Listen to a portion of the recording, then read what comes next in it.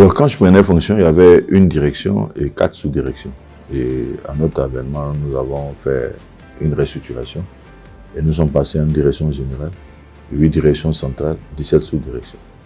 Et donc, nous avons accru le potentiel fonctionnel de l'institution. Et nous avons, avec les plus hautes autorités, faire en sorte que la réhabilitation puisse être prise dans le PND 2011-2015. Dieu voulant, nous avons bénéficié des infrastructures de la francophonie suite au refus des étudiants de l'accueil. Donc nous avons plaidé et le gouvernement a fait droit à notre demande.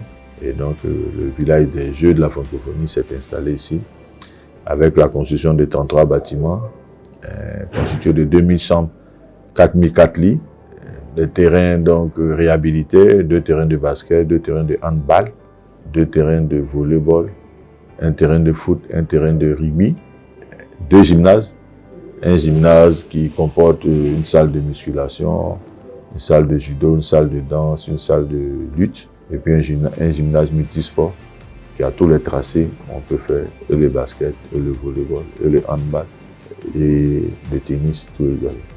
Et des salles de classe qui ont été améliorées à la faveur donc, des Jeux de la francophonie. On parle de sport lorsqu'il y a des règles. C'est-à-dire que le football, c'est un sport. Parce qu'il y a des règles de jeu. Ça se joue à 11 avec un gardien de but. Ça se joue sur une surface bien connue. Ça se joue avec des règles bien connues. Le handball, le basket, ainsi de suite. Donc ça, c'est le sport. L'activité physique, il s'agit d'une activité qui met en exergue le fait qu'on puisse améliorer la condition physique d'un individu. Donc il s'adonne à plusieurs pratiques qui ne sont pas forcément du sport, mais qui s'apparentent à une activité sportive. Donc c'est ce qu'on appelle l'activité physique sportive. Les APS, les activités physiques sportives. Mais le sport, c'est toute pratique codifiée. Voilà. Donc le rugby est un sport, le volley est un sport, le basket est un sport, le foot est un sport. Il faut reconnaître quand même que comparativement aux années précédentes, quand même, il y a une baisse au niveau de l'activité sportive. C'est vrai qu'il y a beaucoup de fédérations qui ont eu le jour, mais au niveau même, la perception aujourd'hui des Ivoiriens sur le sport a un peu baissé. Aujourd'hui, les Ivoiriens ne sont plus trop fanatiques.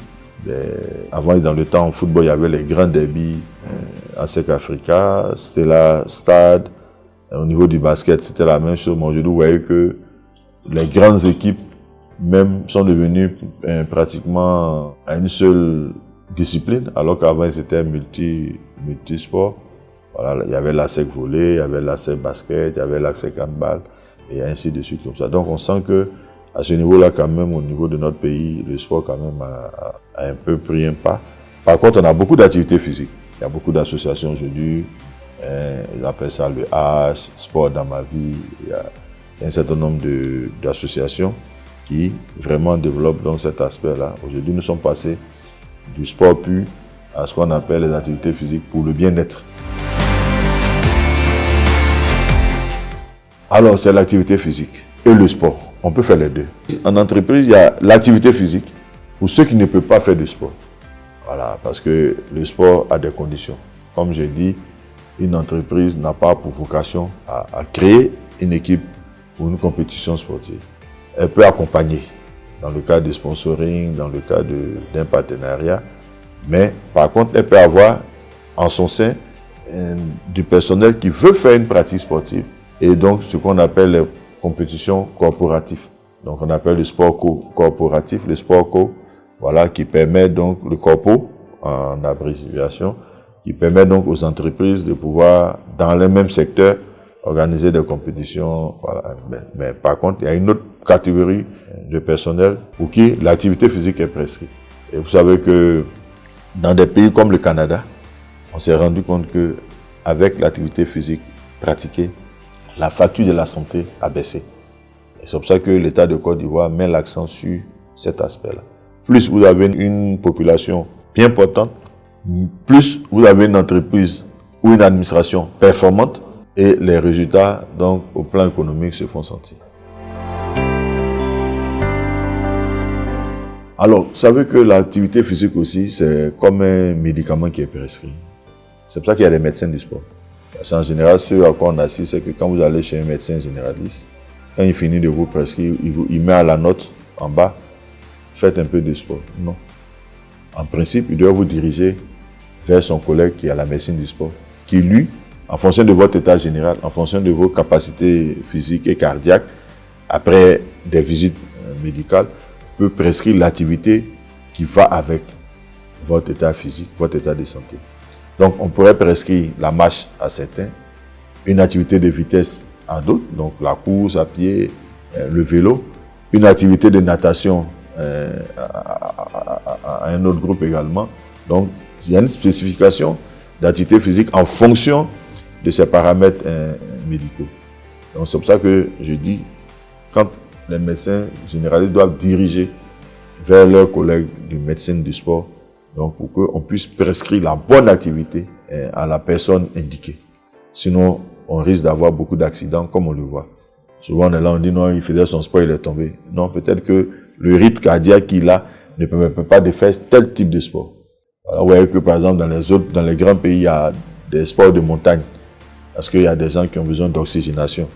Comme on n'a pas ça ici, peut-être que voir l'endurance, quel rythme il peut faire. Celui qui ne peut pas, si son cœur n'a pas le rythme soutenu pour faire la course, on lui prescrira juste la marche. Il y en a qui sont par exemple des asthmatiques, d'autres qui ont d'autres pathologies, on leur prescrira par exemple de faire la natation. Alors, dans le développement psychomoteur d'un enfant, un enfant doit faire pratiquement entre 100 et 150 mouvements par jour. Un enfant qui n'est pas capable de ça, ça veut dire qu'il est malade. Donc déjà, il faut interpeller les parents sur cette observation. Qu'un enfant, naturellement, ne peut pas être là, assis, à ne rien faire. Donc ça doit déjà alerter sur son état physique. Dans le développement de l'enfant, il lui faut faire beaucoup d'activités physiques. C'est pour ça que depuis la maternelle, on fait déjà de l'activité physique. Mais ça permet à l'enfant de se canaliser. D'apprendre aussi par le jeu, d'apprendre aussi par le mouvement. Vous voyez que quand l'enfant est bien dans sa tête, est bien dans sa peau, en général, il produit de bons résultats. Comme j'ai dit, l'éducation nationale a fait cette expérience. Et aujourd'hui, vous voyez que le taux de pratique dans nos écoles a baissé. Il y a des écoles même qui n'ont pas d'infrastructure sportive, ce qui n'est pas acceptable. Et puis, vous savez que l'intérêt aussi de l'activité physique et l'éducation physique sportive dans les écoles, c'est que ça permettrait de baisser le taux d'adrénaline des enfants. Ils pouvaient exprimer toute leur fougue dans les activités physiques et sportives qui, par ailleurs, baisseraient le taux de violence, la violence entraînant un taux d'absentéisme, la violence entraînant des arrêts dans les programmations des cours. Et donc, vous voyez que l'un dans l'autre, l'un mis sur l'autre, s'il y a une bonne activité physique, s'il y a une bonne occupation des enfants dans ce qu'on appelle les activités sportives, les ASE, les ACS, tous les enfants font du sport, tous les enfants font de l'activité physique, et ceux qui ont un talent sont dirigés vers des sports. Donc, on continue d'accroître leur apprentissage. Et en général, les enfants, le résultat scolaire est bon parce que, en plus de ce qu'il fait à l'école, il s'adonne à une activité qui lui permet d'avoir un bien-être et un équilibre. Et donc, l'un mis dans l'autre, les résultats sont à la hauteur. Et vous savez que tout enfant qui est physiquement au point a des chances d'avoir de bons résultats. Parce que si vous commencez à ne pas vous sentir bien, vous êtes obligé de rater des cours et donc forcément il y a une baisse des rendements. Et je crois que l'éducation nationale a fait cette analyse-là et elle s'est rendue compte lors d'une étude que la baisse du niveau scolaire a une corrélation avec la baisse de l'activité physique. Voilà. Parce que les enfants n'étant pas bien portants ne peuvent pas suivre les cours. Donc il y a un taux d'assiduité qui baisse et forcément le rendement prend un coup. Puisque si vous avez 480 heures de cours, si vous n'assistez qu'à 320, vous ne pouvez pas avoir le même rendement que quelqu'un qui a été totalement présent parce que déjà, vous savez que quand on est en classe, pratiquement 40%, 60% déjà est là et le reste, c'est une question de révision. Je pense qu'un employé qui peut se lever le matin en bonne santé, faire le parcours entre son domicile et son lieu de travail en bonne santé, arriver au travail en bonne santé, il est obligé de donner le meilleur de lui-même parce qu'il n'a pas de soucis de santé. Il est physiquement au point, il est mentalement au point et forcément le résultat ne peut être que satisfaisant. Donc c'est pour cela que cette activité-là, elle est extrêmement importante. Et l'activité physique permet également d'éviter d'avoir les maladies métaboliques, le diabète, l'hypertension, tout ce qui est maladie cardiovasculaire.